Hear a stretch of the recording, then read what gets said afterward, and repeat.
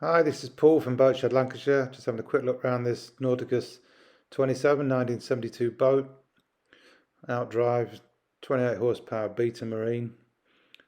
Uh, Looks like a decent cockpit cover on in cockpit enclosure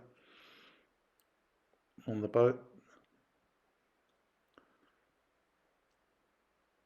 There is a little wooden mast that sits on the top here as well. That's actually in the boat. Windows look in decent condition. Boat seems quite nice and dry inside.